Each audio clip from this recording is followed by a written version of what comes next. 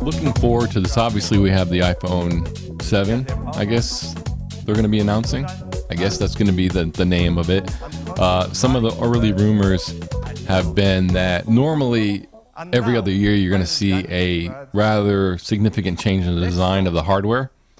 But the rumors have all been that the hardware is going to be very, very similar. I think some of the leaked photos have the antenna lines moving up toward the top and the bottom of the phone to hide them a little bit more. But the basic look of the phone looks like it's going to be very, very similar to the iPhone 6 and iPhone 6S. We've heard rumors of waterproofing, so we'll see if that comes to fruition. The home button is going to get force touch treatment, so it's not going to be a moving button like I had the iPhone 6 here. So it's not going to move. It's going to be more the force touch that's on the MacBook. That's a rumor out there. What else? The camera, I think, is the big story besides the waterproofing. The camera, especially on the iPhone 7 Plus, if that's going to be the name. We've heard and we've seen images of a twin lens system. So one lens being a little wide angle, one lens being telephoto. And Apple's been always really good with the software. And that's kind of been the magic sauce for a long, long time as far as using the software, image processing, and using those two lenses and to give not only better low light performance, but also a wider range and sort of like a telephoto or zoom like feature, like an optical zoom feature, since you have two lenses there. The rumor is two 12 megapixel camera sensors in the iPhone 7 Plus in the rear. The iPhone 7, the smaller one, looks like it's just going to have the one camera sensor, so that'll be a differentiation between the two if that comes to pass. But me being a photographer, being into video, I'm keenly interested. And I didn't upgrade. I had the iPhone 6. I did not upgrade to the iPhone 6S the last go around. That's the first for me. I've always gotten the new iPhone. I didn't see that much of a difference other than the 3D touch, which I'm looking forward to using when I do upgrade. But the camera for me is all important. And frankly, about a year ago, I had a Canon, full-out Canon 7D professional DSLR with multiple lenses, and I actually sold all that. And I'm a photographer. I come way back in the day where I used to do weddings, so I used to do it professionally.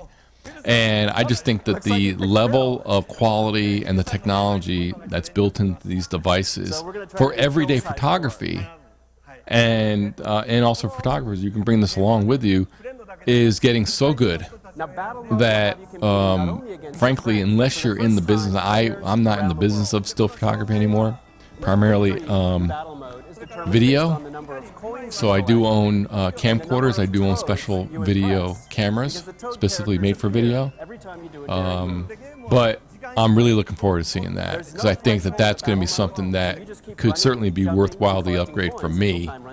Beyond the 4K video, beyond the high frame rates that you have, I think you're going to see a larger aperture on the lens, meaning that you can get more light in there. They've always done a nice job with the sensors and the size of the pixels, and have a nice balance between not too small pixels, because if the pixels are too small, you're not going to have enough light gathering ability to really get a good picture in low light, and that's a key with a lot of these smart devices. So I'm really interested in seeing that.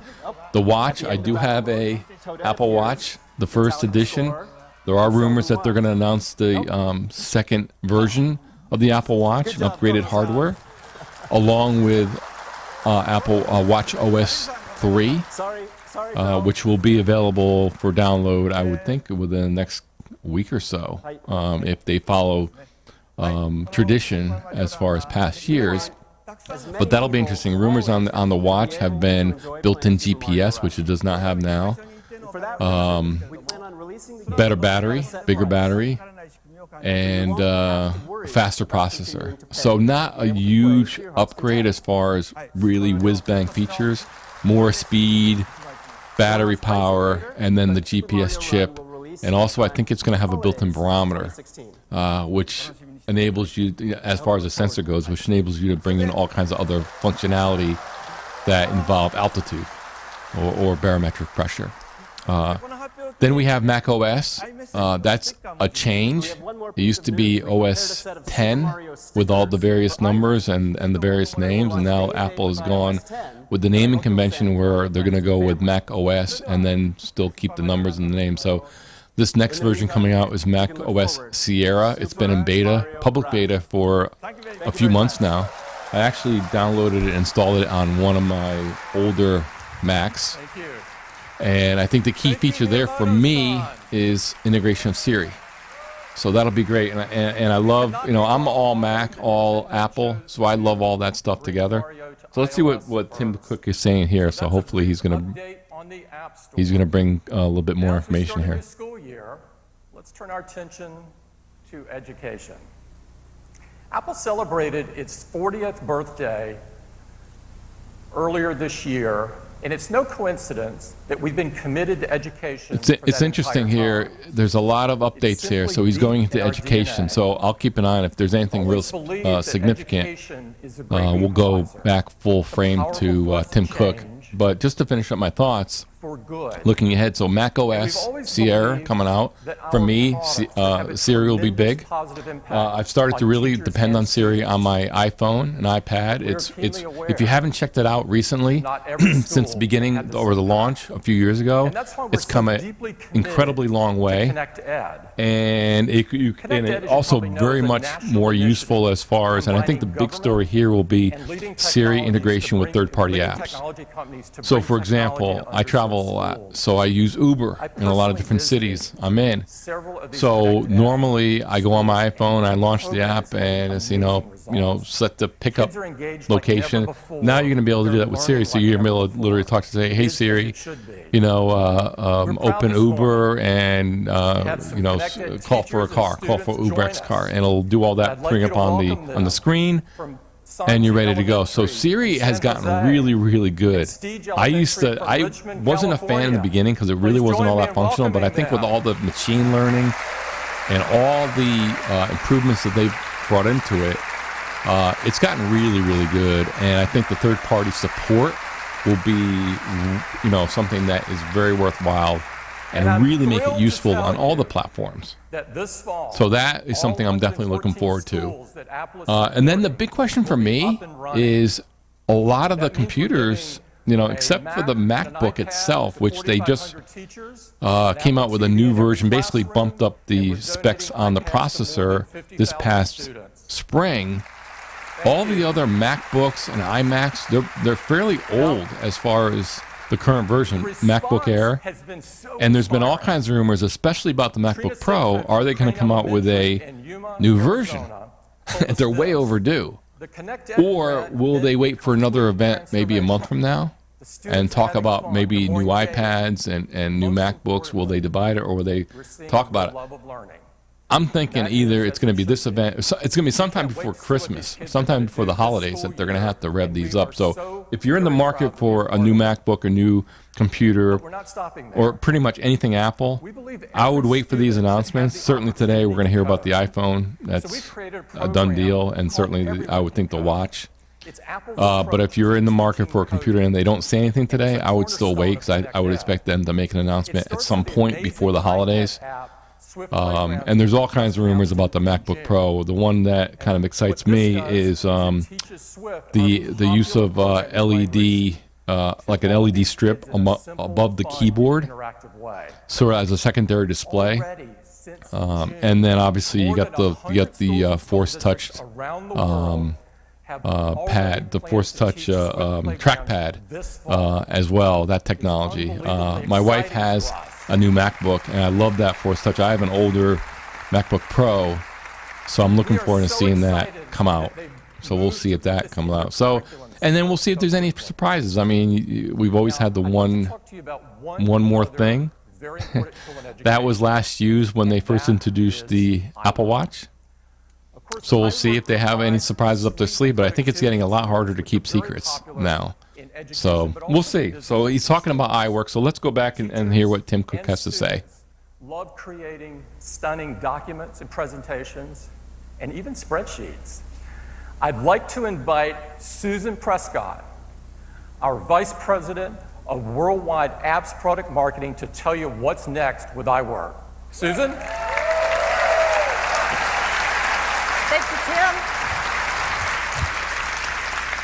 Thank you. Pages, Keynote, and Numbers are built to take advantage of iOS, macOS, and of course, our amazing devices. And iWork is all about making beautiful and engaging documents. But for people who want the power of iWork, there is just not a great way for them to work with classmates or colleagues to create projects together.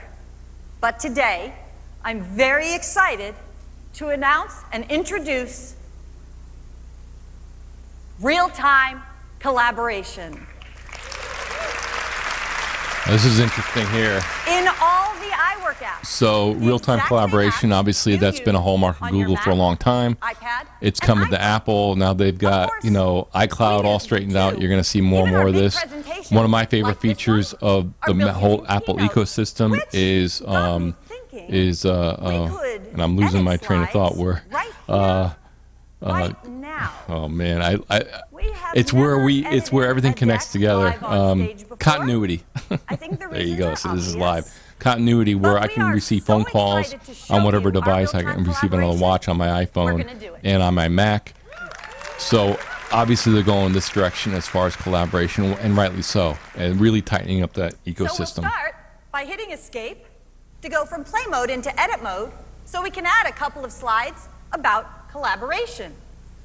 If I go to the participants list, I can see my colleagues I've already invited to work on the deck with me. We've got Greg, Leslie, Michelle, and Rodney. They each have a color associated with them. So when they actually begin editing, you'll see a colored bubble come up with their name. Now get ready, because we're going to be adding images, graphics, text, and even animations all in real time. I'm going to start by adding a slide. Leslie can bring in an image. That one looks perfect. And Michelle can add a graphic of an iPad would be ideal. That looks great. I think you get the idea. So let's watch as everybody gets to work. Remember, this is happening live. And look how super responsive it is, even with the beautiful visuals that make iWork documents stand out. And you can work from your Mac, your iPad, your iPhone, or even the web. It's amazing. I see in the thumbnails that Greg's added a new slide, which is fantastic. And of course, we're collaborating together, so I can also edit anything here. But it looks like we're about ready, so let's take a look. You ready? Wow. That looks amazing, and it could only happen working together.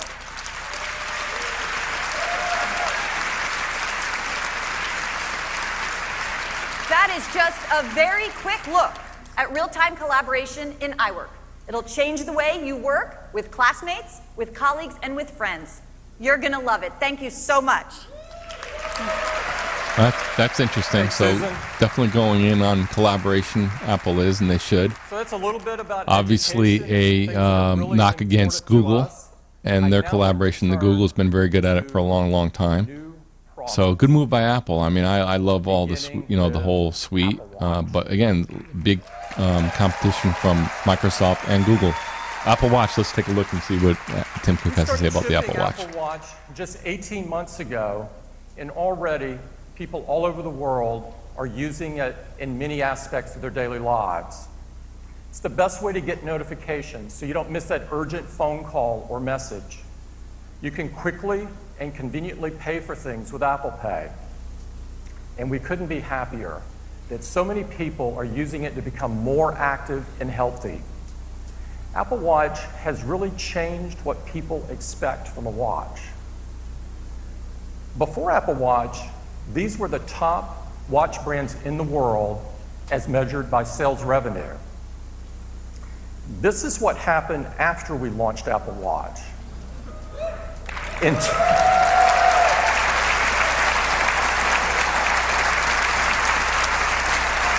We became the #2 watch brand in the world despite only shipping 8 months of 2015. We're also the top selling smartwatch, but as everyone knows in here, what's really important to us is that we delight our customers. And I'm pleased to tell you that customers love the Apple Watch. Survey after survey, Apple Watch tops #1 in customer satisfaction, including the most recent J.D. Power smartwatch study. Now, so Apple Watch has set a very high bar about what a modern watch can be. But we are just getting started. And to tell you about what is next with Apple Watch, I'd like to invite Jeff Williams up. Jeff?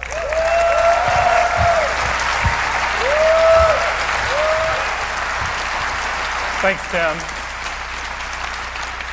We got a lot to talk about, so let's get started. In June, we previewed watchOS 3, and it is packed with features. Your favorite apps launch instantly with information already up to date, so they're ready when you need them. There's a new dock so you can quickly access your favorite apps. And we've made it easier than ever to switch watch faces. You just swipe edge to edge. And we've added some great new faces like these activity ones. Messaging is more expressive than ever with features like tap back, where you double tap a message to send a quick reply. There are fun animated stickers. You just gotta love Donald Duck. And you can enjoy full screen effects like confetti to celebrate special moments. You can also write custom replies with Scribble. And for those of you who are skeptical, which is probably a lot of you, about writing on a small screen, you should try it. You will be amazed how well it works. And it works in, thank you, Eddie. And it works in both simplified and traditional Chinese as well. We've added activity sharing to the watch. Closing the rings is already this fun, healthy obsession, and now you can share with your friends and family and encourage them to be more active. We have a brand new app called Breathe. Each day, it reminds you to take a moment and do a deep breathing exercise. It's a great way to be more mindful and manage everyday stress. And we've added a really important app. It's a safety feature that allows you to contact emergency services by simply pressing and holding the side button. Within seconds, you'll be on a call with 911 or the equivalent number in the country you're in. And in addition, a message will be sent to your emergency contacts along with your location, so they're in a better position to assist you. This is something we hope you never use, but it's really comforting to know it's there.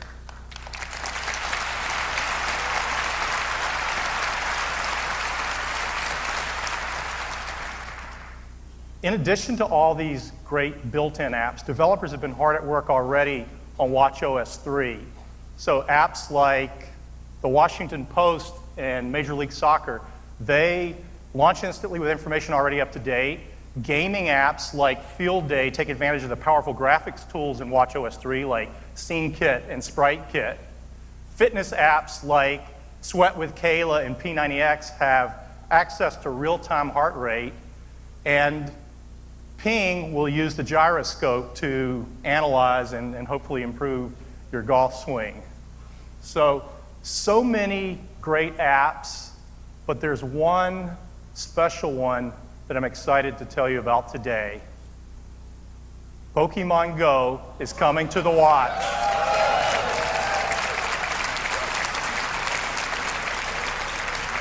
Oh And boy. to tell you more about it, I'd like to invite to the They're stage actually making a big deal about John Hinckley, Pokemon CEO Go, of which Niantic Labs. I thought that was over already. What do I know, right? Thank you, Jeff. So this should be interesting. I could care less about Pokemon Go, to be honest with you. For us at Niantic, and also So for our it'll friends at be Pokemon. it's certainly interesting here. So, had a chance to try what do you guys Pokemon think? Go So on obviously they're iPhone. just going through the Watch OS 3 features. They introduced this back in June at the WWDC conference, the conference for developers in San Francisco every year. They talked a lot about that. They talked a lot about all the software updates during that time. I think the big question is, are they going to introduce new hardware? We'll see. You know, it's been now a year and a half since the original watch came out. Watch OS 3 will be compatible with version 1, certainly. So we're all getting ready to download it. That should be available probably within the next couple weeks at the latest, but certainly by the end of the month.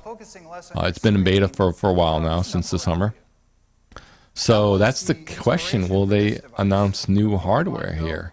It's up in the air. So they're going through a lot of these updates. We're a half hour in, and right now there really isn't much new other than the iWork announcement as far as collaboration, and I look at that as kind of a minor thing. I mean, that's certainly something they should be adding to that suite of software products. But right now, a half hour in, not much new. There's certainly, if you compare it to when they first announced iPhone 6 and the Apple Watch, two big announcements, they rushed through a lot of this stuff in the beginning to get to that, to allow enough time to talk about that. So it'll be interesting. Are they, I'm thinking now, since they're about a half hour in, that we're not going to see any new MacBooks, no new computers. I'd be shocked if we do. Certainly we're going to see the new iPhone. That's almost guaranteed. But the big question is, are we going to see new watch? Are we going to see anything with Apple TV? Are we going to see anything with iPads? I don't know at this point, or will they have another event, in October? And I think they did that. I think it was last year they divided that up, where they talked iPad in a later event. But all these products need updating. So if it's not today, you would think it's going to be sometime before the end of October at the latest. So we'll see. So let's get back here and see what they're talking about Pokemon Go. Oh well, let's keep walking. When I approach a Pokestop, a tap on my wrist lets me know. Pokestops are located at interesting places, such as public artworks and historical landmarks. This one is Pilgrim. Interesting. Let's collect some items. I just swipe. Sweet, I got an Ultra Ball. With Pokemon Go on Apple Watch, I would never miss a Pokestop. Oh. I do want to remind folks, if you're watching on any of the distributed stream, we're going to multiple destinations at this point. Certainly Facebook, YouTube, and a couple others. We are also going to btslive.com. That's our landing page. We do have a live chat there, and that's the direct feed. So if we do lose any of the other feeds that you happen to be watching, btslive.com will have it as well, in case you want to watch there. And I am monitoring our chat room as well, and you're certainly welcome to join that. Now that I've done walking, let's end my workout. The summary screen shows all my activity and all the items I collected along the way. Pokemon Go on Apple Watch will help you to be the very best. Thank you. Thanks, Tatsuo. We're really excited to bring you this new way to experience Pokemon Go and to give you a little extra motivation to get outside, get some exercise, and have fun with your friends. It'll be shipping before end of year. Thank you. Thanks, guys. Can't wait to get Pokemon Go for my watch. Maybe I can finally break out a level 2 and catch my daughter. Whether it's Pokemon Go or the built-in apps, there are so many rich features in watchOS 3. People are going to absolutely love it.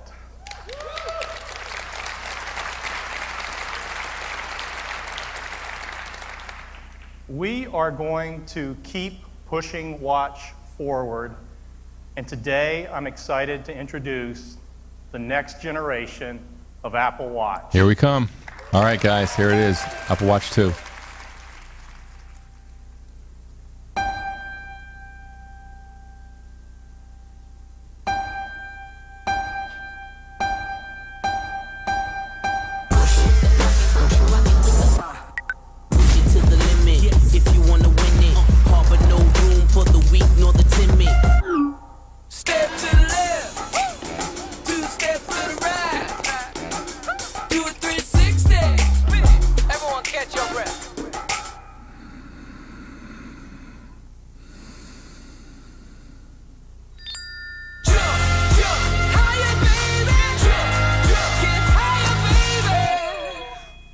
Let's go. Even though the road is long and we're many, many miles along, don't look back, you know better than that.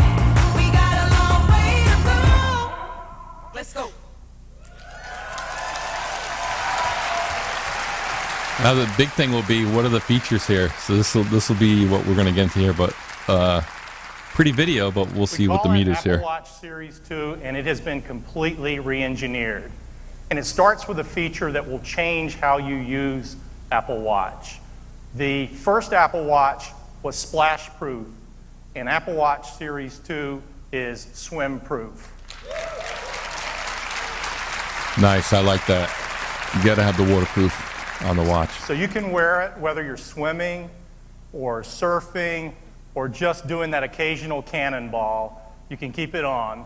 It's rated water-resistant 50 meters, which is the industry standard for a swim watch.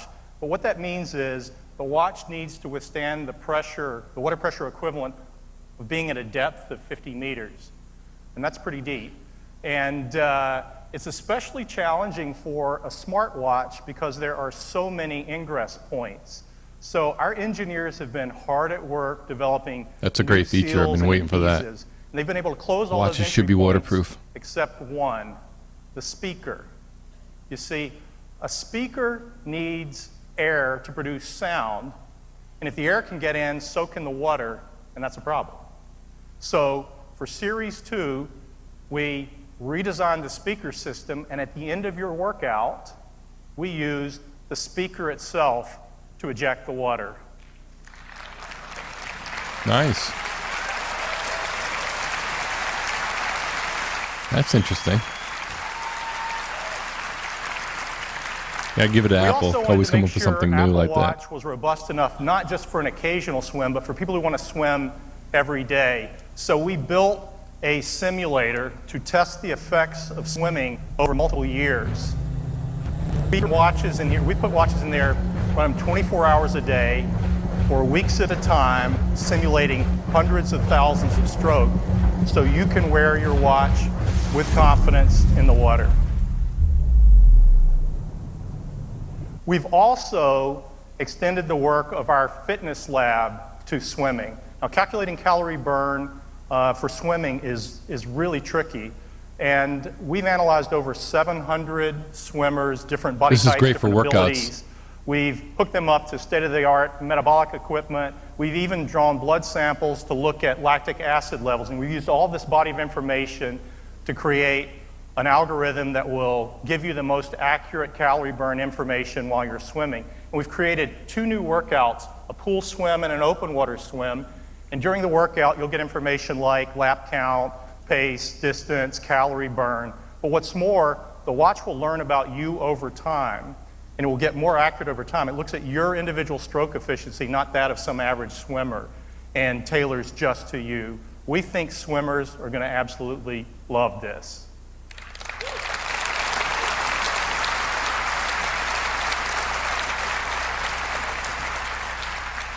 Next, I'd like to talk about the brains of Apple Watch Series 2. And it starts with our second generation system in a package. Last year, we introduced an industry first, an entire system in a single package. That now the waterproof is a great feature. Now, that's what's great about the Apple ecosystem and how they're presenting this is that now they've added that workout feature, so it makes sense for it to be waterproof. So it's great on Apple for that. So now they're talking about an upgraded 2 times CPU the graphics here. performance.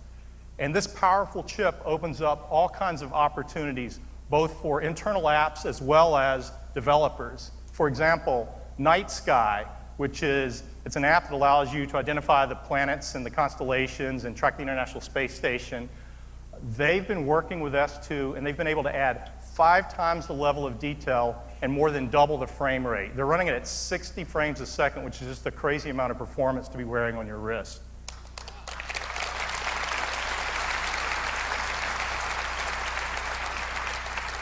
Series 2 also features a new second-generation display that is more than 2 times brighter than before. In fact, it is the brightest display Apple has ever shipped on any product at 1,000 nits. That's a lot of nits, and it makes all the difference when you're outside in the bright sunlight. It really does. Really vivid. 2 of the most popular activities in the world are walking and running, and we know there's times that people want to do this without their phone, and so for those times, we've added built-in GPS. That's another good feature there, guys. A lot of people have been asking more functionality without the phone being attached to the phone. Really So, start right away. you know, Those of certainly if you're out who exercising, that's a great feature of the GPS, and that's going to lead to all kinds of things with the maps and also directions and just location awareness. So that's good on Apple for that. Begin your workout, and during your workout, you'll get GPS accurate pace and distance. And at the end of your workout, in the activity app of your phone, there will be a route map color-coded to show your varying speeds. And developers can take advantage of the built-in GPS. And I'd like to give you an example of that. I'd like to invite to the stage Hannah Katmer, lead designer for View Ranger.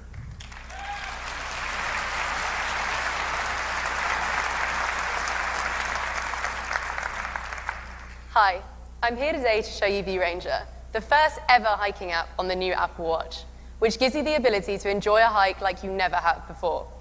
So, I'm planning a trip to Yosemite. I've never been before, but I hear it's beautiful. And with View Ranger, I've selected these 3 hikes ahead of time. I've got the an Apple Watch has made them available offline, which means I don't even need a cell service to know where I am.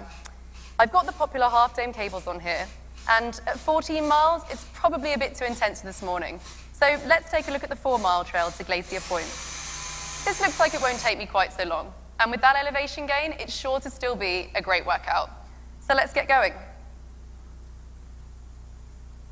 Here I can see my directions, and I can also scroll through to see all of the exciting views and destinations I have coming up.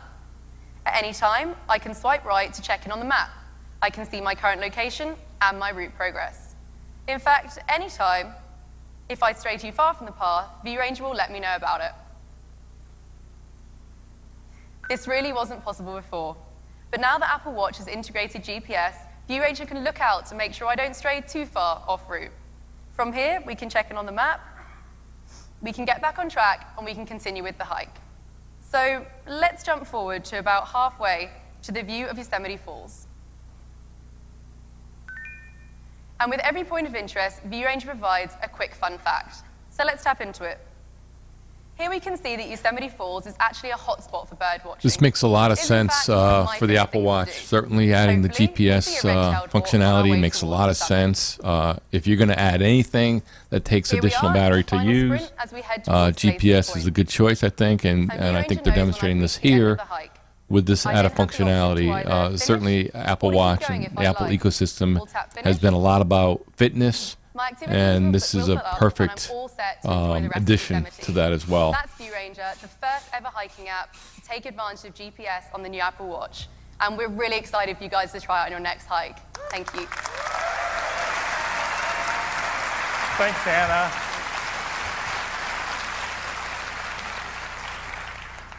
So many opportunities with the features of Series 2. Series 2 comes in a wide variety of styles. We have cases in aluminum and stainless steel, as well as a new material we've been working on for quite some time, ceramic.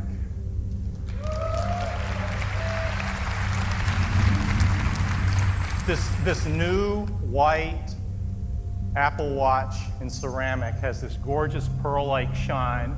The finish is remarkably smooth. Oh, that's interesting. It's actually 4 times harder than stainless steel. Ceramic. So it's this ultimate Wasn't combination expecting of that. beauty and strength.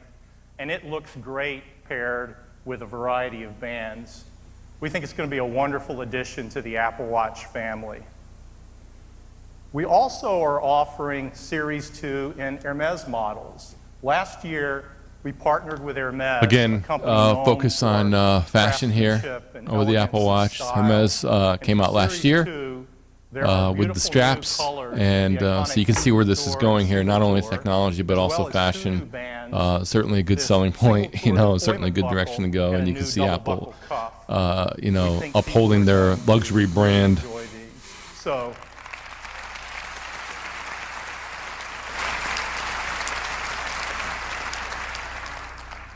So that's Apple Watch Series 2. It is faster, it is brighter, it is water resistant so you can swim with it. It's got built-in GPS, and it's got all of the power of watchOS 3. It is also built according to our strict environmental standards, something we care deeply about. This is made in a responsible way. We think Apple Watch is the ultimate device for a healthy life. And we expect it to be popular with everybody, but we think it will be especially popular with runners. And we wanted to do something special for them. And we couldn't think of a better way to do that than to partner with a company that knows runners better than anyone else in the world. They're the #1 sports and fitness brand in the world, and that is Nike.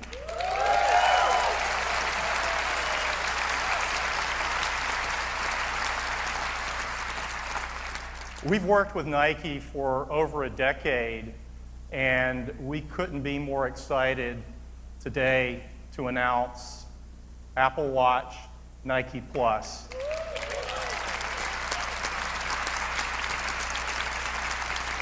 It's a watch designed specifically with runners in mind. It features this beautiful perforated band that's stretchy, it's light, it's breathable. It's paired with our lightweight aluminum case, which is ideal for running. And we are so Just thought you excited guys about like it. to know, I To just tell got you a more alert on about my watch this, I'd like to bring to the that stage Apple actually announced the Trevor iPhone Edwards, 7 via president tweet. of the So if Nike you guys are brand. on, Twitter, apparently not on my Twitter up here, so I'm not sure, but apparently they announced it via tweet. So that's an interesting move. Good morning. And certainly expect them to talk about it here. So been iPhone such 7 a officially great announced via partnership Twitter. working More to with come Apple. on the Apple keynote and here. Nike share a passion to make life easier and more fun. And we look forward to continuing this amazing journey together. Nike has always been about inspiration and innovation for every athlete. And it all began 40 years ago with a deep relationship with runners. And that obsession continues to this day. Today, sports and fitness are a bigger part of people's lives. And more people want to get out and run. But getting started on your own and staying motivated can be tough. So more and more people are looking for help and turning to running devices to actually help them. But these devices are complex, they're cluttered, and they're difficult to use. And, of course, they don't support what a runner wants to do when he just wants to get out and go for a quick run. It's a problem, and Nike and Apple have solved it. The Apple Watch Nike Plus. This isn't just a watch, it's your perfect running partner. It's simple, it's fun, and it's easy to use. And we think it delivers the best running experience that's out there. Starting a run has never been easier. And we give you a shortcut that takes you straight into your run. And if you prefer, you can just tell Siri to start a run. And off you go. It's that simple. But when you go out for a run, you don't want to be distracted. So we give you just what you need at a glance. your distance or your pace on a big, clear screen. And if you're the type, though, who really wants a lot of detail, we've always got advanced mode just for you. But one of the biggest hurdles that all runners face is actually motivation. So we started with the simple idea of an invitation. Are we running today? And we motivate you through insightful invitations personalized just for you. Been a few days since your last run? Maybe the weather isn't perfect, or it is perfect today, you can get out. And if your friends have a head start, we'll let you know. Jeff's got 2 miles ahead. Clearly, I gotta catch up. We also know, we also know that those who run on Sundays are more active and will be more active throughout the rest of the week. So every Sunday, we invite you to join runners from all around the world to run at your own pace wherever you are. We call it Just Do It Sundays. With invitations like these, running is made easier and simply a part of your life. But it doesn't end there. With this watch, you are also a part of Nike Plus Run Club, which gives you personalized coaching, recommends the best gear for you, and gives you access to live runs in cities and communities all around the globe. With the Apple Watch Nike Plus, the world's best running club comes to life with everyone and everything you need to be better. Now, most devices What's today, interesting here is now we're 52 minutes in, and we've talked. We obviously got a new Apple Watch, new hardware, Apple Watch 2. Talking about Apple Watch OS 3.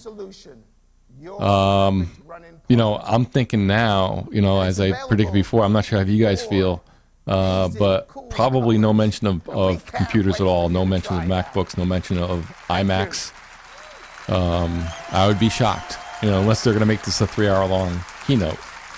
But I think this is all leading up to the new iPhone. And also, I think you're going to see reviews of... Now, it'll be interesting. Will they review Mac OS if they're not going to introduce new computers today? Usually they do, because the only time they talked about it was during the developers conference. Let's see what Tim Cook has to say here. We're really excited to bring not Tim Cook. Jeff, I forget. So he's wrapping up the Apple Watch part of the announcement. So let's see. Will they get right into the iPhone? Will they go into Macs? We'll see. And if they don't do Macs, will they talk about Mac OS? Normally they do. They'll give a highlight. Last time I talked about it was during the developers conference in June. Now, when they introduce iPhone, they'll certainly go through iOS 10 and about the features there. So we'll see. So it looks like they're wrapping up the watch part of the presentation. The question is, where will they go? So they're announcing a price change for Apple, the original Apple Watch. They're lowering the price. This is typical of Apple.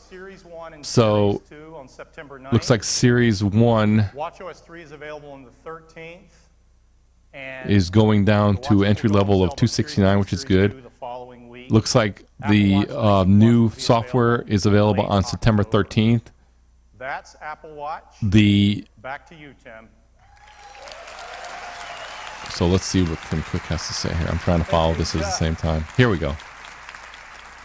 We are so proud of the Apple Watch and the unbelievable positive response from the users, and we can't wait for people to get their hands on the new one. Next up is iPhone. Here we go, guys. iPhone. Little surprise here. So I'm thinking, unless they do one more thing, this will be the balance of the rest of the show here. Is iPhone. I would be surprised if they go into computers. So let's go back to Tim Cook and see what he has to say about what we think is iPhone 7. Touching so many lives from people all around the world. And there's a reason why you see so many iPhones everywhere you look. We've now sold over 1 billion of them.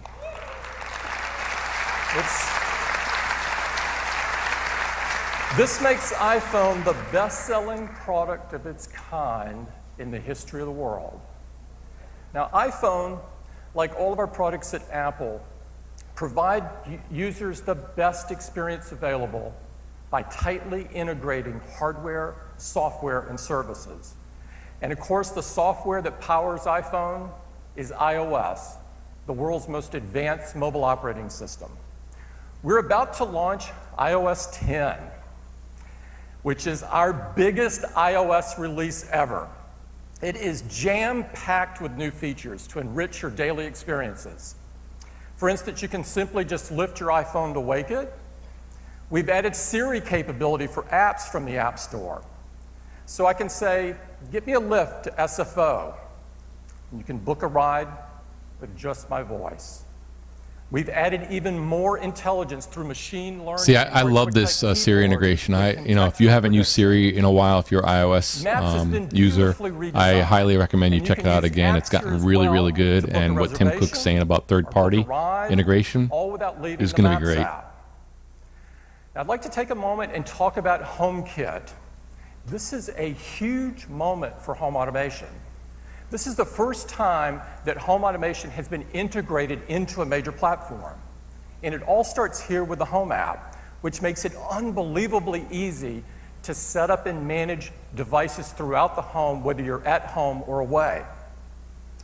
With iOS 10, you can manage your home right from Control Center, and with Siri as well. And HomeKit now supports accessories across all of the major categories of home automation, from garage doors to tell you the truth, I would use HomeKit, and now they're saying they got a lot of support. So hopefully we'll see additional rollout of this. I happen to have the only IoT devices I have in my house is I have a Nest thermostat and Nest Cam. I wish Nest would, well, they're Google, so they're probably not going to climb on board. And that's probably the problem with home automation is this fragmentation. So we'll see if Apple can kind of get through that and get more people on board. That would be very, very useful. With the new Home app and iOS 10, we're really excited about HomeKit, and we think this is going to be a really big deal.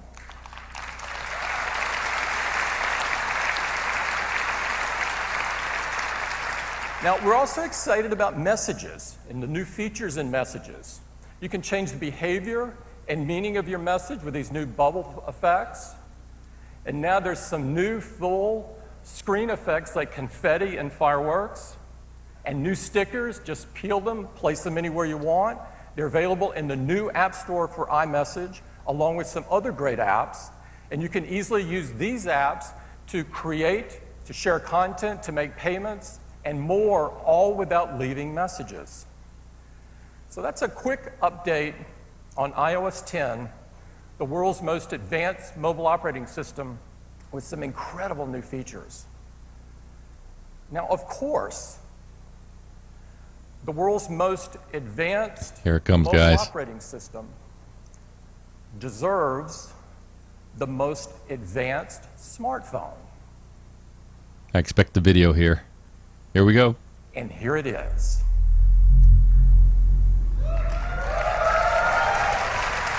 It's the best iPhone that we have ever created.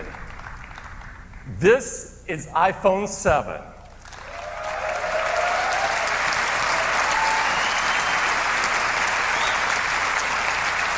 It has a gorgeous new design, and I'd like to have Johnny tell you more about it.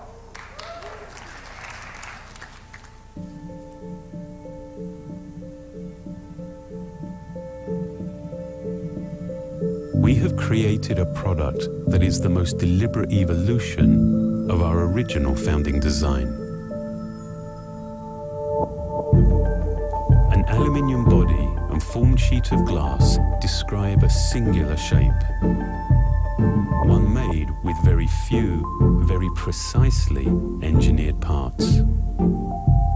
Our obsession remains to continuously simplify and improve.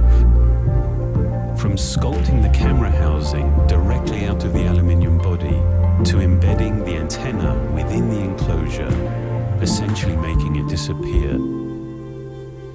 Each refinement serves to bring absolute unity and efficiency to the design. To define one truly uninterrupted form, we've developed a whole new process to achieve our high-gloss black finish. This begins with rotational 3D polishing. A specialized compound flows over the intricate geometries of the housing, removing imperfections, establishing a seamlessness between materials, and producing a pristine mirror-like surface. The enclosure then goes through an anodization process, which creates a protective oxide layer. A single component die is absorbed through a capillary effect to ensure maximum saturation, while actually becoming part of the surface itself. Finally, a magnetized ultrafine iron particle bath is used to polish the anodized layer to a superior high shine. When complete, iPhone 7 is the most singular, the most evolved representation of this design.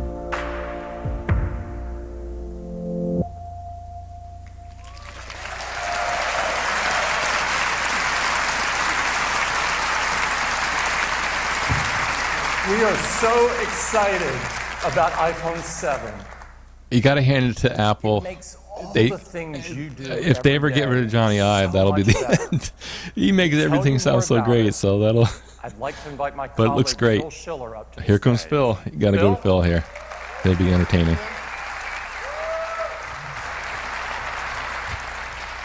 Well, good morning, everyone.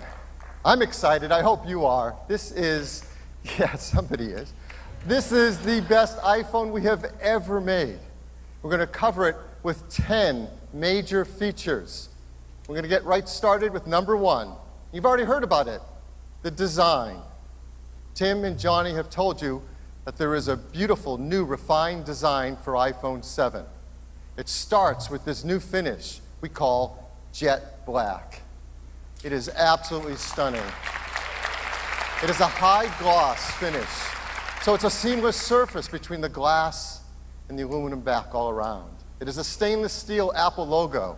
The new integrated antennas are built so subtly you can barely see them at all anymore. And of course, the enclosure creates the housing for the camera. It is a beautiful new design. There's a second new black. We call it simply black. It is bead blasted aluminum. It diffuses light. It is a black logo, and it looks very cool, very high tech.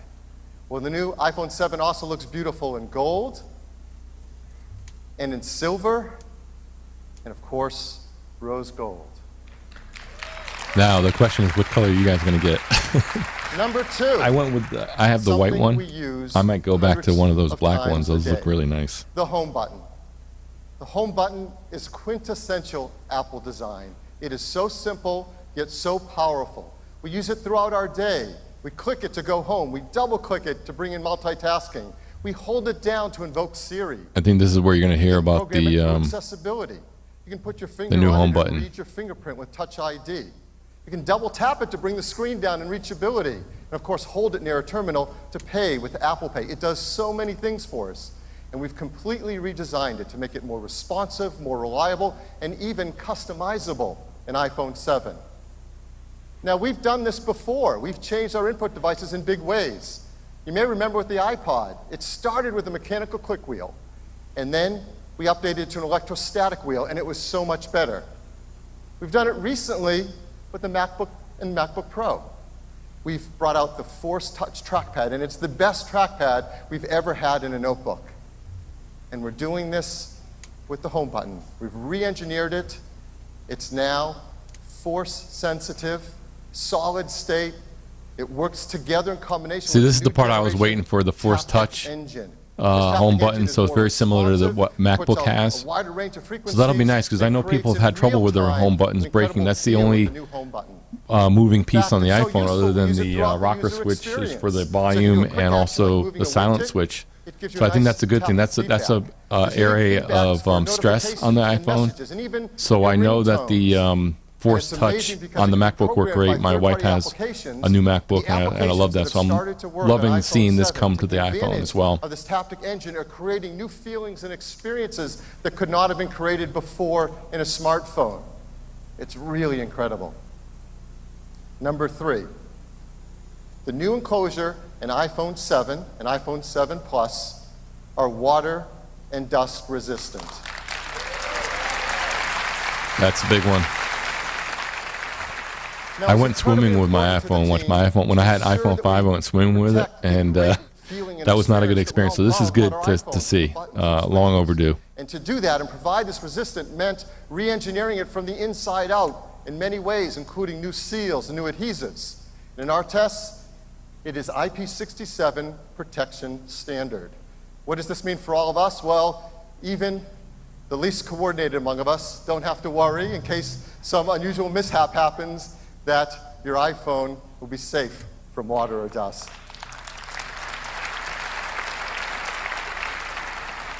Number 4, let's talk about the camera.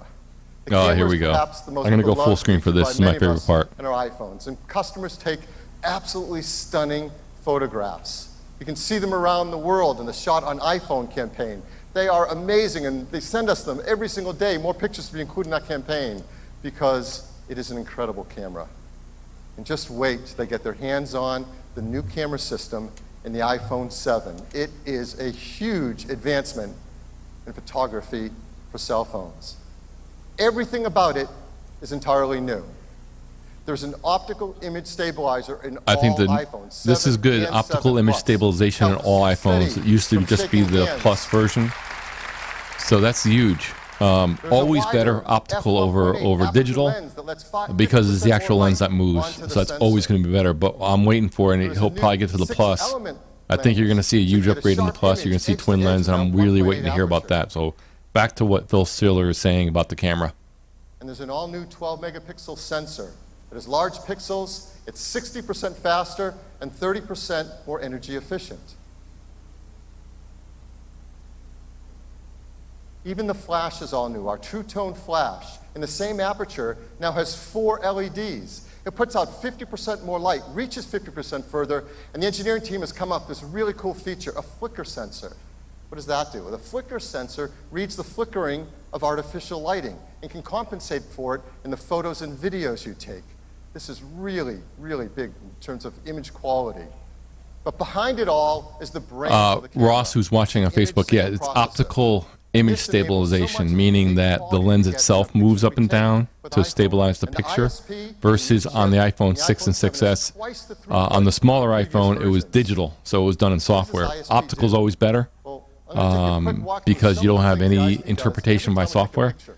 It's I think you unbelievable. mentioned The first thing it does is optical it zoom. reads I the think you're going to scene see and uses something like machine that in the learning to Plus. look for objects I think you're going to and see bodies within technology it. there with the twin lens Then that on that, allows set some type of exposure, optical zoom, sets sort of focus using our focus sort of pixels, in sets the hardware color and a little bit in white balance. software, In fact, for but the first time, that's going to be the captures big thing. So he's wide going through the color, so iPhone standard 7 wide here color. and the various upgrades, Balance it off with but when we get to the tone iPhone 7 noise Plus reduction, with the twin lens, I and think even you're needs to going to take see some. multiple photos That's and where the fuse real them action together is into one to happening give you the perfect when image. we see that. So This happens every time we take let's a finish picture. up with In fact, Phil the talking about ISP the is iPhone so 7, but smart, stand by it's because the performing twin lens is very 100 intriguing in billion the iPhone 7 operations Plus. every time we take a picture.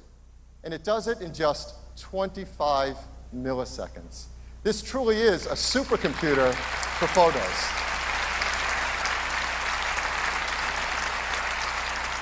Well, what matters most is the pictures you can take with the iPhone 7. So, of course, we've given iPhone 7s to a number of great photographers and asked them to show us what's possible directly with this incredible camera.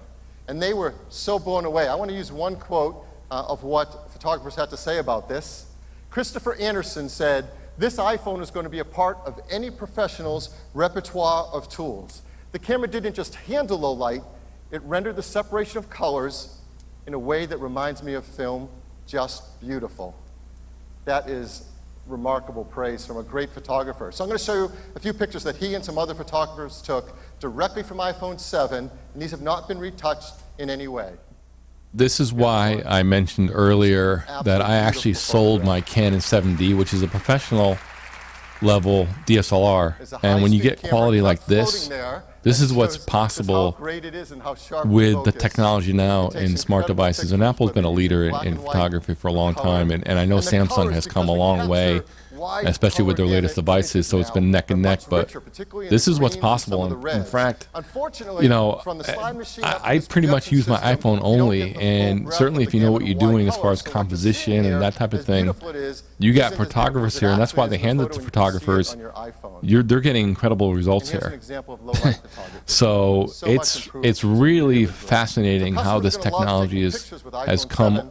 They're also gonna love you know, taking has live photos. advanced over They're the already years. fun, and they've I mean, gotten you're getting, even better it's just, with iPhone 7.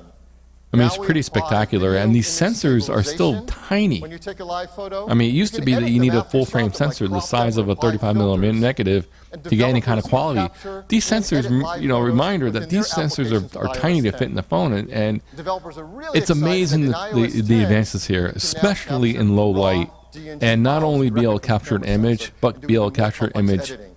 And in for the high first quality, time with which iPhone is 7, phenomenal. they can So also get wide color kudos in to their Apple photos certainly that on they this, take and as I'm well. excited. I mean, This I'm is the looking best forward to now camera when they we've start ever talking about the made iPhone Plus. on And that's any where iPhone. again all the news is happening We here. also have the best camera we've ever had on the front side as well. There's a new 7-megapixel FaceTime HD camera for those selfies and those FaceTime calls we make. This is up from 5 megapixels.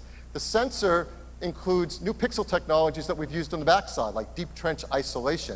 If you remember what that is, it helps us get sharper images as the pixels get close together. It also captures wide color images. So throughout the system, we're applying wide color and does auto image stabilization. So this shot that you see up here on the screen, that was taken from the front Just side for camera, folks unedited, watching on exactly as it Facebook, can take first of all, thanks for beautiful watching. Ross asked so a this question. is the iPhone 7 camera. There aren't any mobile New phones with 12 optical megapixel zoom camera already on the system with market. I'm not optical aware image of it. stabilization, wider That's a f1.8 really hard thing aperture, to pull off 6 elements because in the you're looking lens, at a sensor very 60% faster, thin body now a quad LED to be able to put two-tone those flash, elements in there. an Optical incredibly zoom fast works with ISP, multiple glass elements and lens, at least wide color traditionally. capture. So It that's is the very, very best difficult to camera pull off. So ever in an I think iPhone. when we talk about optical zoom So- here, it's going to be using the twin lens and kind of using both of them in conjunction with software to achieve that If you effect. can't Dan tell, asks, I love I heard cameras. I love the them. iPhone And 7 this is Pro gonna be so version will exciting probably because have the best camera that of is all the the new best iPhones. camera And Dan, you're ever absolutely made in correct. an iPhone. That's what I'm What waiting for is here. left That's the one for that you iPhone saw 7? in the video with the twin lens. Here we This go. is Here, what we're doing on let's go iPhone full 7 screen here, and he's going to talk about the It's iPhone plus 7 Plus. This is second where camera. really all the There's action now is. two 12-megapixel cameras built in the iPhone 7 Plus. One has the wide-angle 28-millimeter lens, the same as the iPhone 7. The other is a telephoto 56-millimeter lens. Well, why have two complete cameras with two lenses? Well, to explain it, let me show you a traditional point-and-shoot or DSLR and how the lens can work. As you know, and we have many of these cameras in our lives, you can change the focal length of your lens to zoom in. That's how we get a zoom feature. And that works great when you have a large camera with a big lens on it that you can move in and out.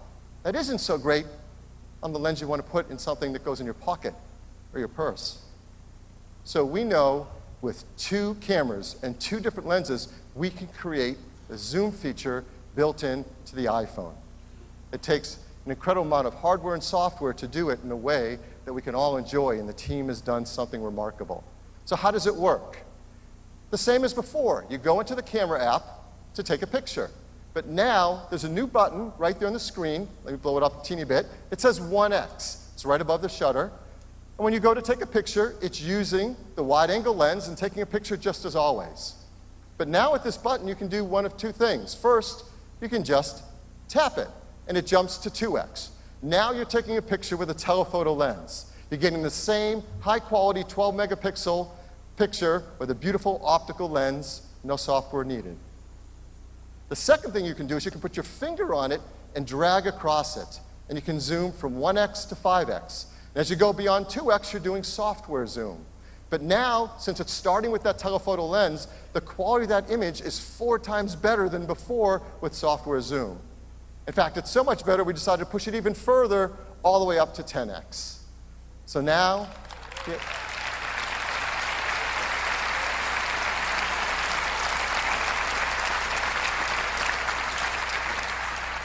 so as you see here, now with iPhone 7 Plus, you can go from 1x to 10x. Optical zoom at 2x, and great software zoom after that. Here's an example of two photos side by side. The one on the left taken at 1x, the one on the right at 2x, both with beautiful optical. I lens love that. quality. As a photographer, I Both are love great that. That examples is of taking great. And I photos, figured it would be a marriage incredible new between cameras, and iPhone hardware 7 and Plus. software, but that's So that's the really, camera in really iPhone 7 nice. Plus, joining iPhone 7. So he's There's wrapping great up the news camera in discussion. future. I'll tell you, I mean, I haven't upgraded in 2 One other years, use so of this camera that if I'm going to get a new challenged iPhone, it's our going to be the engineering Plus, team to obviously. do That as an is extra credit fantastic. project. It really was. It's something that is incredibly challenging and takes a lot of amazing invention. But what they've been doing is astounding. And it's something that's a big breakthrough in photography. And we want to give you a sneak peek of this feature. Now, to explain it, I'm going to bring up a picture. This is a picture that was taken with a very high-end camera.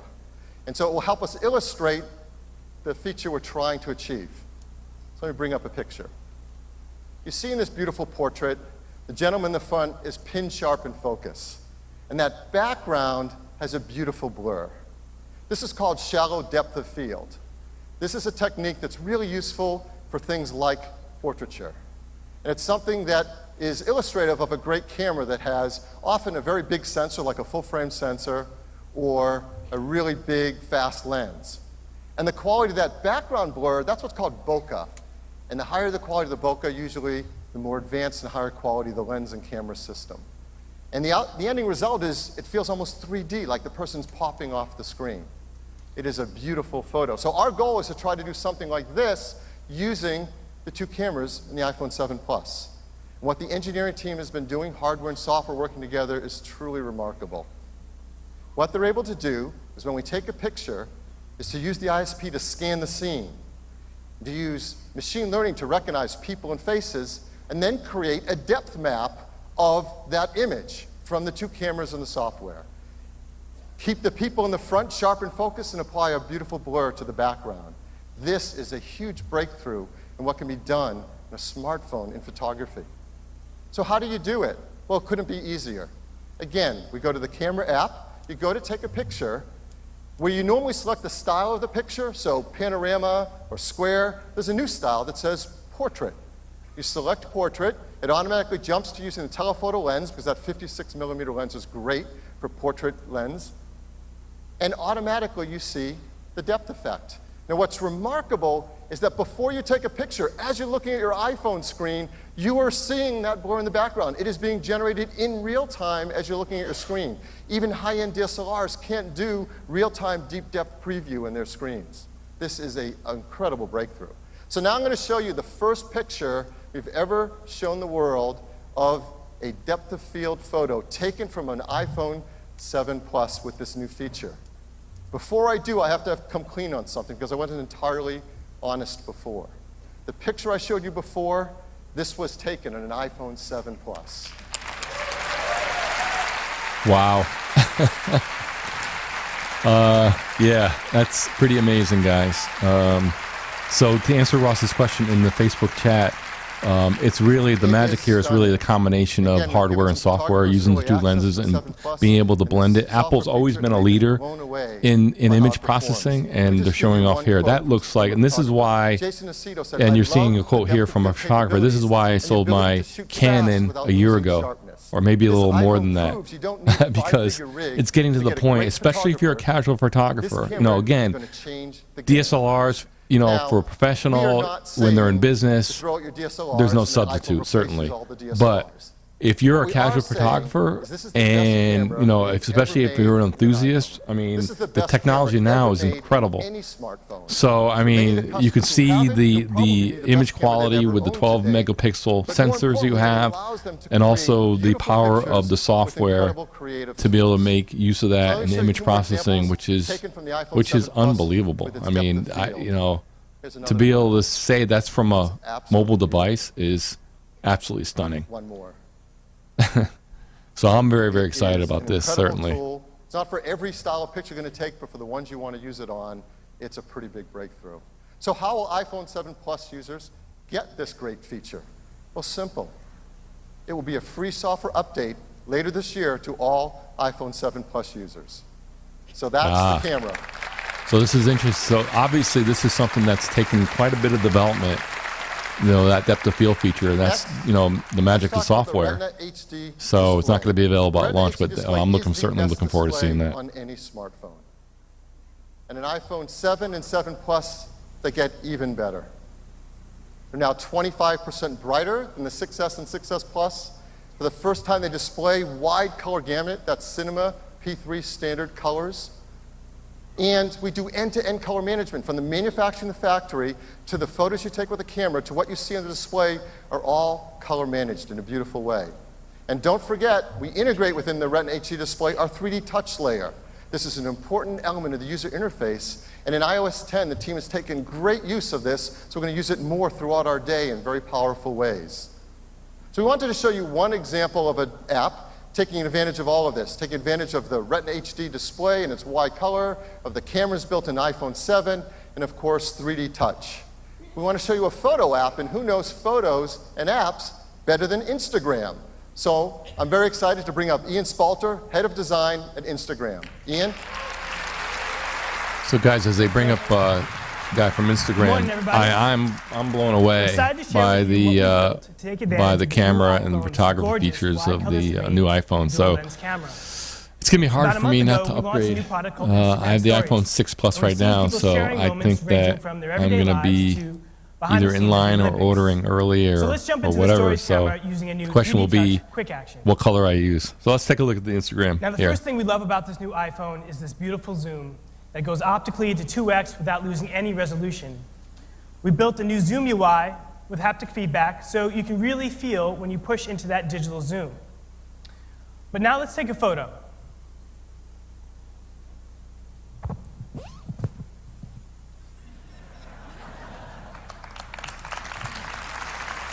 Thank you.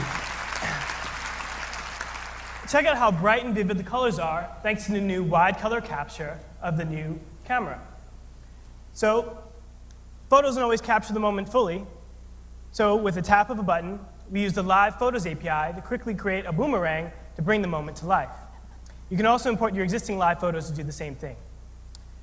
Now this is awesome, but we wanted to go a step further and really take full advantage of this wide color gamut screen. So we built a new filter to do just that by pushing into parts of the color spectrum that just weren't possible with sRGB.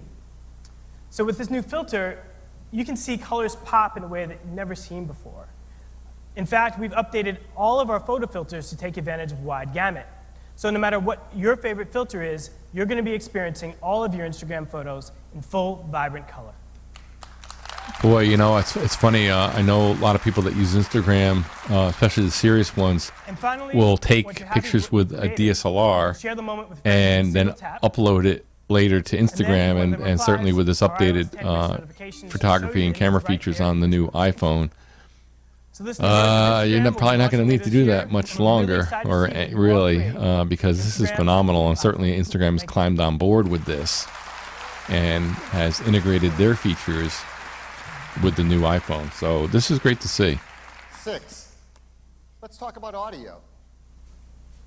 First, we use the built-in speaker in our iPhone.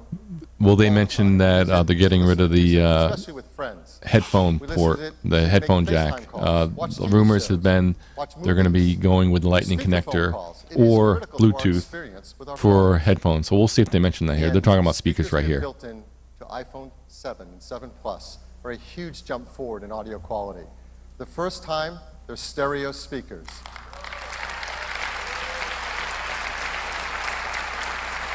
One is at the bottom, the other is the top. They sound great in portrait and amazing in landscape.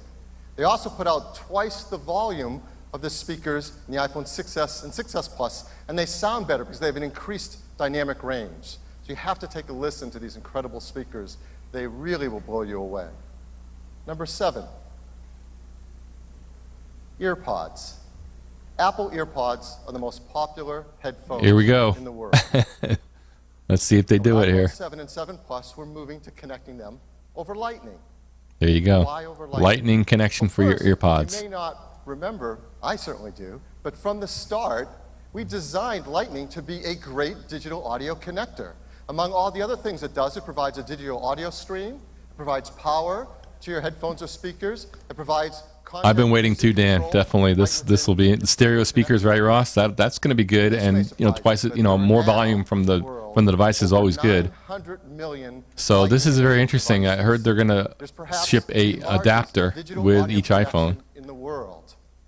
Now the question will be, will they come up with a wireless earpod? I heard rumors that they're going to come up with a premium version of the wireless earpods. Aware workout headphone.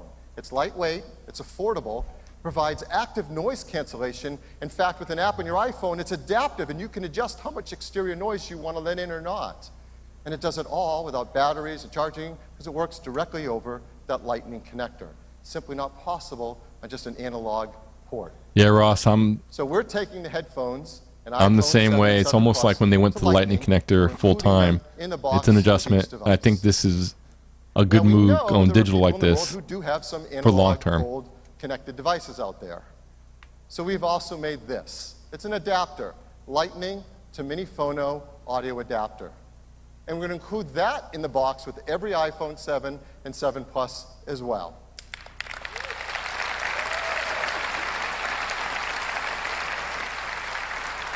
Dan, that's a good question about the charging. Some people have asked, Will there be wireless charging, or will you just have to either do one or the other? That's a very, very good question. the iPhone. I mean, it's been with us a really long time. I'm sure you know that the source of this Mini Phono jack is over 100 years old, used to help quickly exchange in switchboards. Well, the reason to move on, I'm going to give you 3 of them, but it really comes down to one word: courage. The courage to move on, do something new that betters all of us. And our team has tremendous courage. So first, we've shown that we can use Lightning for our inbox headphones and to adapt all the older devices through analog interfaces. And it is a great connector for doing that, and there's a very large base of users who can all take advantage of it. But second, and this is really important, our smartphones are packed with technologies, and we all want more. We want bigger, brighter displays. We want larger batteries. We want faster processors. We want stereo speakers. We want taptic engines. We want all of that. Now, obviously, this is a controversial feature, guys, that they're getting rid of the headphone jack in favor of using the Lightning connector. So Phil Schiller's going through all the reasons why, and he started off with courage. I don't think it's courage. To be honest with you, I think it enables you to do a lot more. So it's certainly time to move on. It certainly hurts for people that have legacy peripherals, legacy headphones. They are including a adapter, a Lightning to headphone adapter, so you can use your traditional headphones. Let's take a look at the wireless. So this will be interesting. So maybe they'll talk about earpods here. No one's taken on the challenge to really deliver the audio experience wirelessly between your mobile device and your headphones in a way that takes advantage of the opportunities to do something new and do something great. And up till now, no one has taken on the challenge of fixing the things that are difficult to do in those wireless experiences and made it easy so that we all want to enjoy them. And it makes no sense to tether ourselves with cables to our mobile devices. But until someone takes on these challenges, that's what we do. Well, our team at Apple has worked so hard to create something new that delivers on the opportunity of how good a wireless experience can be. And they've worked hard to deal with the challenges that have been left there and no one has taken on. So that is why today we are so excited to show you a new product from Apple called Apple AirPods.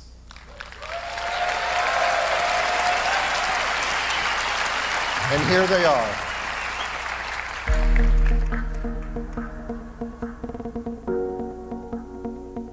We believe in a wireless future.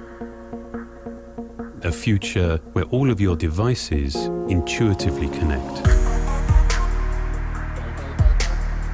This belief drove the design of our new wireless AirPods.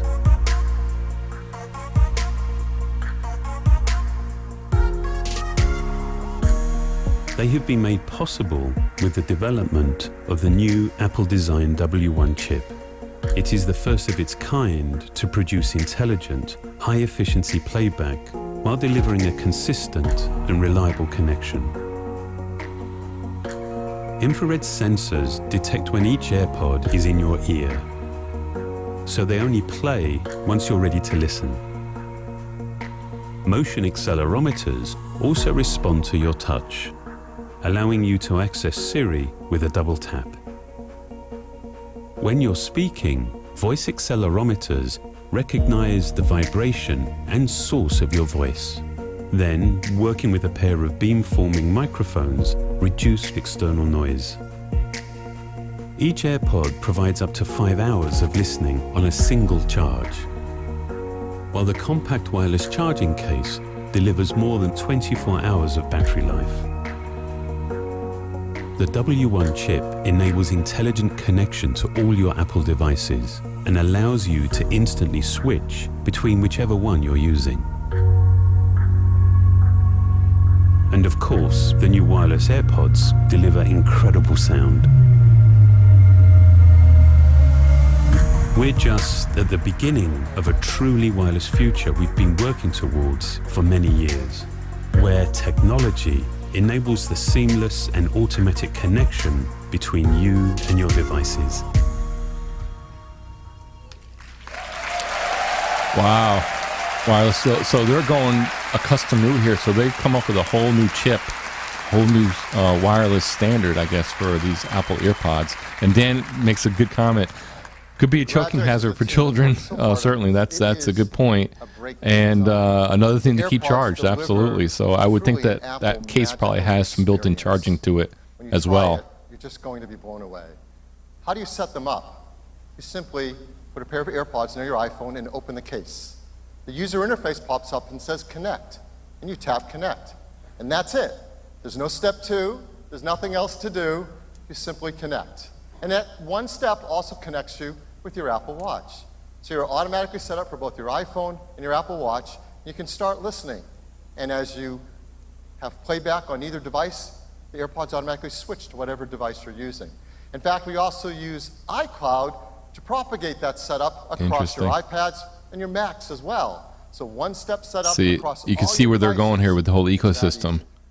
And when they control the hardware, you can do this type of stuff, Listen to beautiful music which is in very, very stereo, interesting.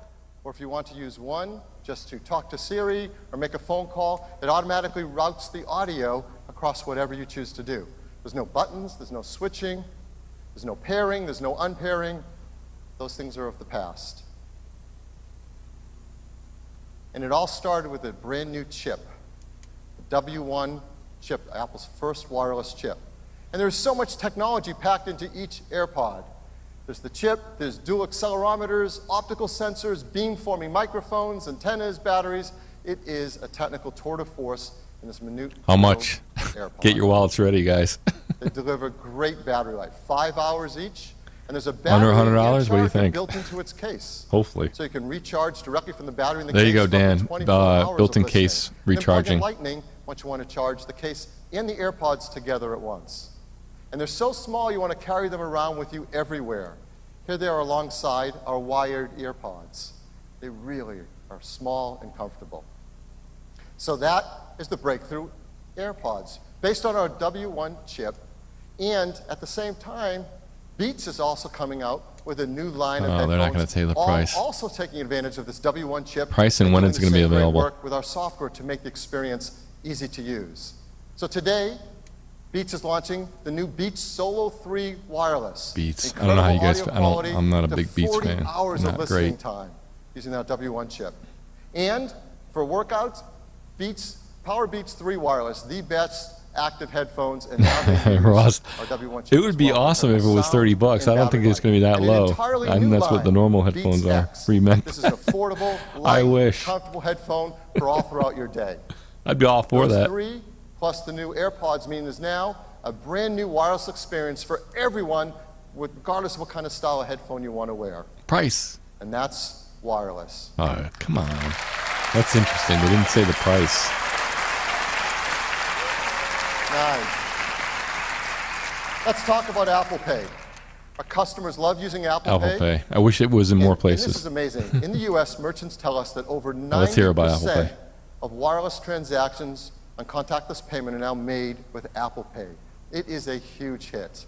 And with the advances in iOS 10, it gets even easier to keep all your credit cards, your loyalty cards safely in your Apple Wallet on your iPhone. We're trying to bring it around the world as quickly as we can, and the team is launching new countries this fall. I want to talk about one of them, Japan. Yeah, we got a who right out here. Japan. You may know that in Japan, there's a different version of NFC called Felica. So for the iPhone 7 and 7 Plus that we're bringing to Japan, we're including Felica technology. As well as Apple Watch Series 2 will also include Felica technology. And with that in place, then we can roll out Apple Pay in Japan. And we're going to do that. All right, so obviously they're expanding Apple Pay, but those AirPods look pretty good. I'm wondering what the sound quality is like on those, but I like how everything works together. I mean, that's my biggest takeaway from all this. I use my Mac, iPhone, iPad, so I have all the whole thing. So that to me is important. So let's see what number 10 is. Hopefully we're ending on a bang here. And honestly, I'm almost embarrassed that we had this one to the last, because this easily could have been the first. It is performance. And if you're paying attention, you know of course it's Apple's going to be faster. Chip team Come on. is killing it in performance. What they're doing year after year is remarkable. Every year, the iPhone is the fastest smartphone in the market, and that's continued even to this day. But we'll have to see what the price is. This will be today interesting. with iPhone 7 and 7 Plus blows that all away. We have a Now, just to let you guys know, the rumor is that no more 16 gig iPhone, which is long overdue. They're going to start with 32 gigs, which they've needed for a couple of years now, which is good to see. And then a 128 or 256, so the upper limit is going up. So that should be good to see. So obviously a faster processor here. They do this every year. A10 processor. This is a familiar story for a number of years now since they brought the chip making technology in-house, and that's a big headline, I think, for all this here as they describe the chip performance here. I think this is what Apple's true advantage is they can make all the silicon themselves. So the more they get into this, not only can they handle it themselves and certainly produce high-performing chips. They got the new chip, the W1 for the wireless. They have the motion detecting chip that they've had for a couple of years now. They obviously have the main CPU for the mobile devices. But what enables them to do is really get that integration with hardware and software, since they're making everything themselves, including the silicon. Normally, a computer manufacturer will go to Intel, they'll go to one of the other makers, and so they're using third-party chips. Apple's brought a lot of the stuff in-house, so the design is tightly integrated with the hardware, which is tightly integrated with the software. So that's a huge advantage for them. And again, they're continuing to go down this road, and Phil's talking about graphics performance. That's all integrated. So you can see where this is going here, and this is, and again, I'm partial to iPhone. I'm an Apple user, but I think this is a huge advantage over Android. Even the high-end Android devices is the integration between the silicon, the overall hardware, and the software. You can't beat that. I mean, nobody else really has that other than Apple. So as they continue to, and you can see the graph there, the performance graph, they continue to roll this out. I think it continues to be a huge advantage. There's a lot of engineering here going on. And you could tell when they talked about the photography, they're not even rolling out that bokeh feature until later on in the year. So you can imagine how much it took for them to develop that. So this is, I think, the huge headline here. And this is, I think, what people forget that may not see Apple or not see the quality there. I think that's the huge advantage that Apple products have. From Codemasters. It's a new racing game. F1 2016. Now the interesting thing will be now we're at an hour and 40 minutes into this keynote. Are they going to talk about MacBooks? They're long overdue. iMacs, MacBooks, MacBook Airs. We'll see. Will that be the one more thing? Will they have one more thing? Will they talk Apple TV? We'll see. So let's go back here and see what he is talking about. He's talking about some third-party apps here. Adobe Lightroom running on A10 Fusion delivers 90% of the features for raw editing of the desktop version.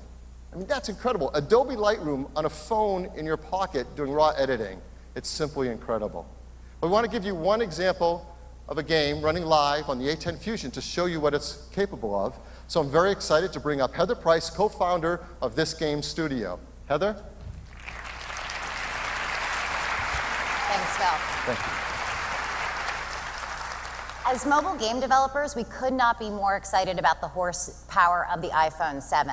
It's allowing us to create cinematic gameplay experiences that were simply not possible Dan brings up a before. good point in the This is our chat. new title, He's waiting for the Oz 1 Broken terabyte Kingdom, an iPhone. I mean, action-packed role-playing give it a game. couple of years. Now, this isn't the Oz Because that's the we know. direction we're Great headed. They darkness keep has doubling. overtaken this once But peaceful what's land. amazing here, Here we're on the bridge and this to the woman's witch's castle, demoing battling a new Scarecrow, game who in coming our to the version new of Oz iPhone, is a and very powerful you get game. into a situation here where Able the to do graphics things processing visually on the these iPhone devices 7 that were is simply not possible really before. incredible.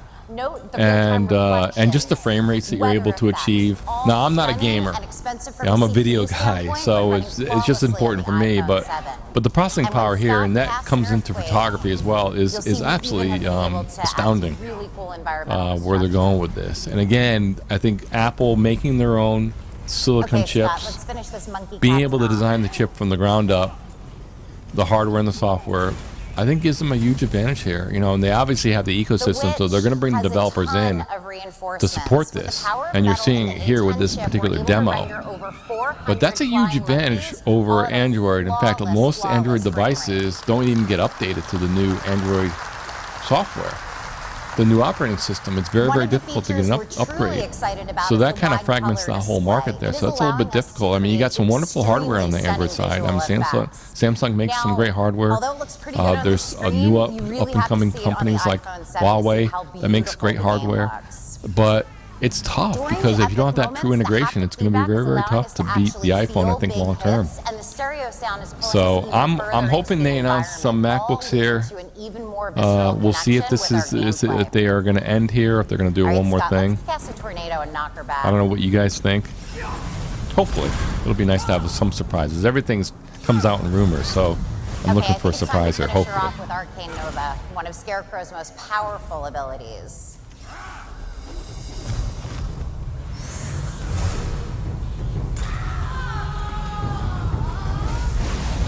Join us in the epic journey to cast back the darkness when Oz Broken Kingdom launches in the App Store with iPhone 7. Thank you.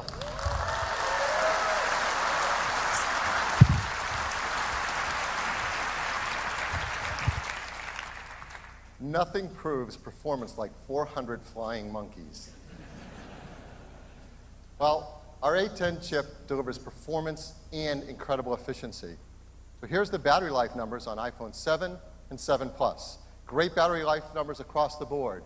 Wi-Fi browsing, 14 and 15 hours. LTE browsing, 12 and 13 hours. Most importantly, our customers are going to be so excited to learn that the iPhone 7 and 7 Plus are the longest battery life ever in an iPhone. Always important, battery life. And here's another way to think about battery life. If you're upgrading from an I've had iPhone good experience 6S with to my an iPhone 6. On average, you can expect to get about 2 more hours into your day on your battery life. And that's a meaningful difference. And again, That's on integration average, between hardware and for software makes customers this many more possible. than that. And if you're coming from an iPhone 6S They can certainly Plus, which already fine-tune had it. great battery life, you'll find an iPhone 7 Plus delivers at least an hour more of battery life on average, and for some customers, again, much more than that. So real battery life improvements that you can feel throughout every single day. What's the price? So here is iPhone 7.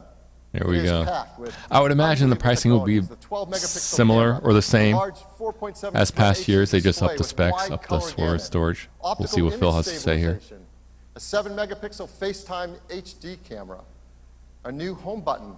And when's the solid-state pre-ordering here? So this is coming up here. So guys, pre-ordering's coming up, pricing coming up, and availability all coming up here. Phil's leading up to delivering this. Twice the audio volume, incredibly fast A10 Fusion chip, faster wireless as well, more bands and LTE Advanced up to 450 megabit per second, the longest battery life ever in an iPhone, and all running iOS 10. This is an incredible new iPhone. Add to that iPhone 7 Plus, which is everything iPhone 7 has, plus longer battery life, plus a larger display, and that dual camera that provides zoom and depth of field. All of our iPhones are Love made the in camera. the most environmentally friendly manners possible. They're highly recyclable and without these harmful materials. iPhone 7 is the best phone we've ever made, and we've got a short video to sum it up. Yeah, we'll go full frame for this video.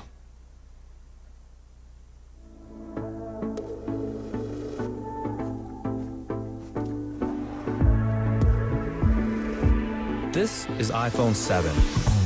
It makes all the things you do with your iPhone better, faster, and more powerful. 2 new finishes, black and jet black, highlight its seamless design. A new camera captures shots you never could before. That's because its larger f1.8 aperture, new sensor, and 6-element lens enable brighter, more detailed photos and videos. And optical image stabilization allows for a longer exposure, so you get even better images in low light.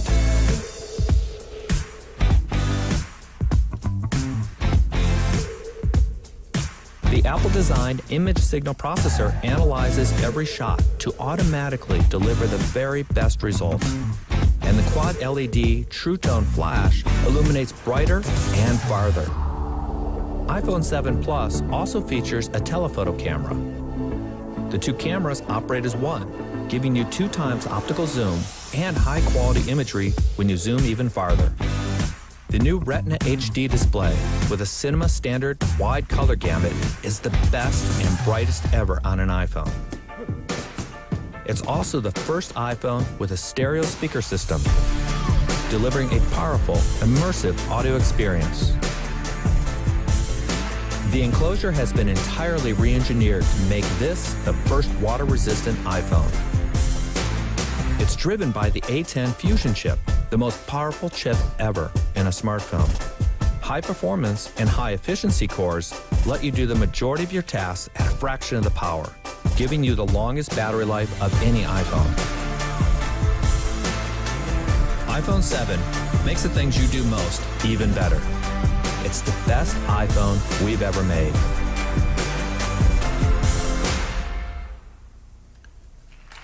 Okay, here comes the price, guys. Hold on to your wallets.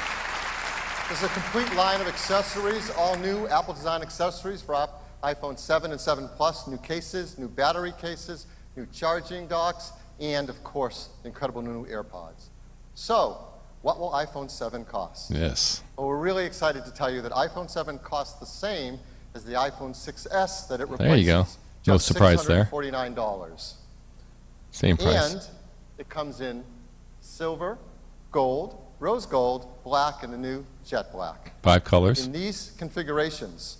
No, not these. We've doubled all the storage configurations.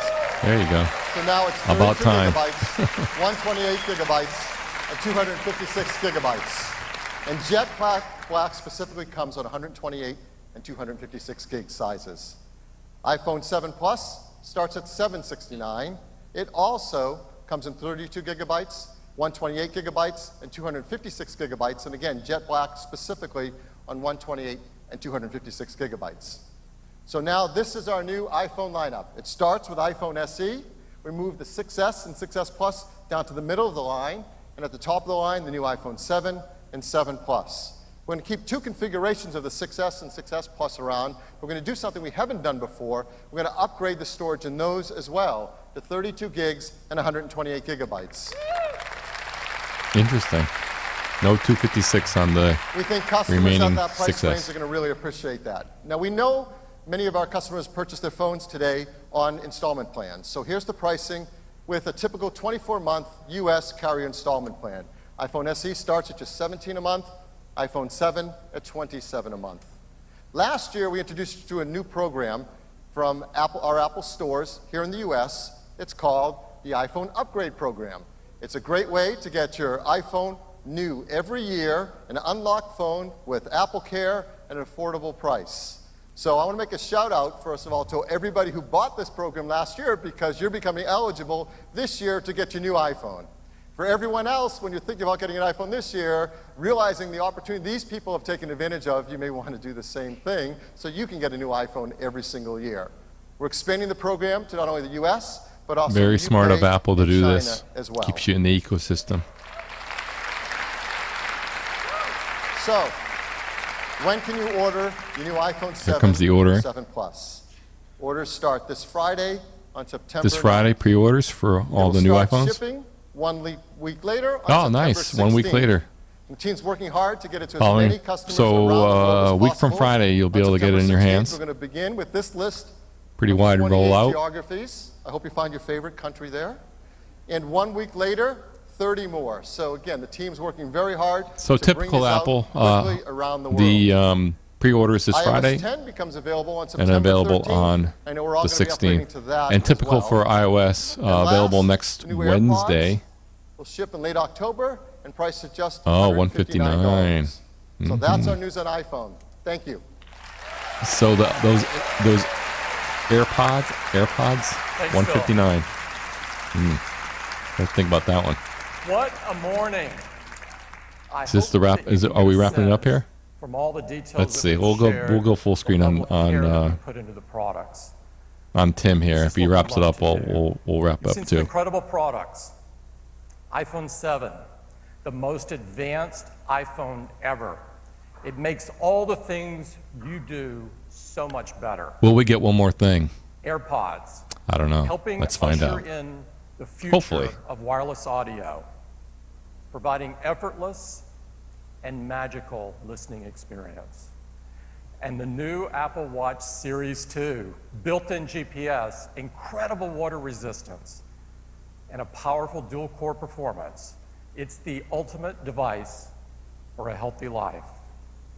Now, I'd like to take a moment and recognize everyone from Apple that worked so hard to bring these products to market. Please stand up.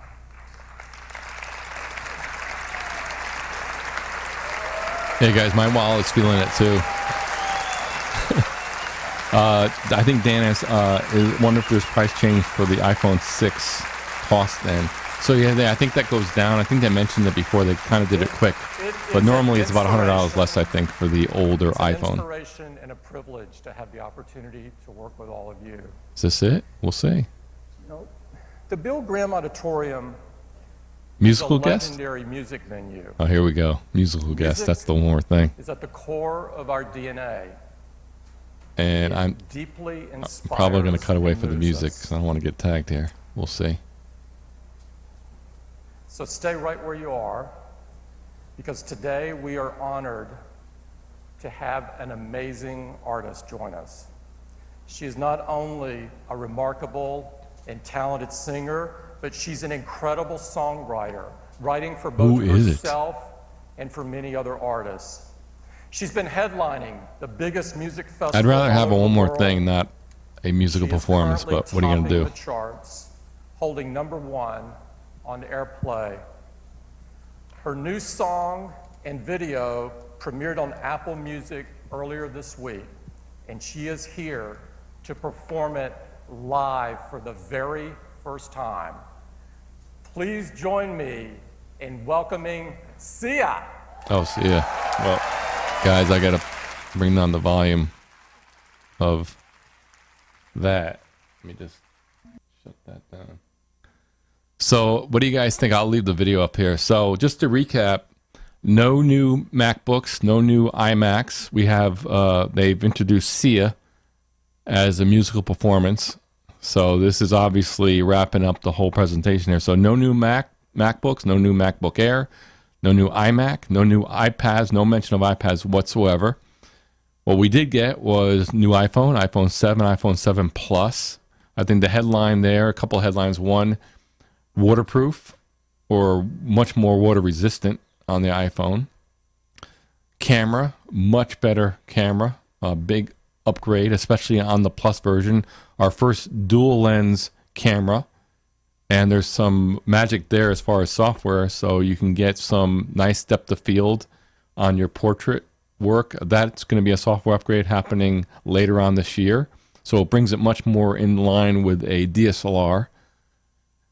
What else? New Apple Watch 2, the new hardware. Not much of a change there. A little better battery life, better processor, and the big addition there is a GPS chip to go along with some of the fitness applications, and also the new Apple Watch is waterproof down to 50 meters, which means that you can use it for swimming workouts. They added 2 new workouts on swimming. What else? They didn't really go through any of the iOS or Apple Watch features at all, which I'm surprised about. Normally they'll And also, no mention of Mac whatsoever. No mention of the software. The software is coming supposedly by the end of the month. So that's surprising there. So it's a tight little program here. I mean, certainly under 2 hours. We're just coming up to the 2 hour mark here. So I guess they wanted to keep it under 2 hours. So yeah, those are the headlines. New iPhone, new watch, new software, certainly. AirPods, the wireless earphones for the new iPhone. No headphone jack for those. I know Ross was bemoaning that. I know a lot of people that's gonna be a tough transition. But Lightning earpods are gonna come with the new iPhone. So no headphone jack. Stereo speakers on the iPhone, which is new. Some new colors. So yeah, I mean, all in all, interesting. It's all mobile based, all mobile derived. So I would imagine, guys, we'll be doing this again probably in another month for new Macs, probably new iPads in October. I can't imagine that they wouldn't do it before the holidays. So that's what we have to look forward to. So thanks for everyone for tuning in on Facebook, on btslive.com. Maybe we'll do this again with the new Macs come out and the new iPads come out as well, because that's coming, certainly. So I want to thank everyone again for tuning in. This is Mario Patton, btslive.com. It's been a special. We will see you again soon. Oh, just to let you guys know, we are bringing back the regular shows next week, next Thursday. We'll be back at our regular time, 8 p.m. Eastern. I almost forgot to tell you about that. Some really good surprises. I got some news about an event I'll be speaking at in Germany the first week of October involving live streaming. So you want to stay tuned to that. We'll be talking about that. And I will say that we're going to be involving our friend Stephen Haywood and Mark Rogers in that event as well. So stay tuned for that. So we'll see you again next Thursday, 8 p.m. Eastern, for our regular edition of btslive.com, btslive.com. That's where you can watch it. Anyways, guys, thanks for tuning in, and we'll see you next week.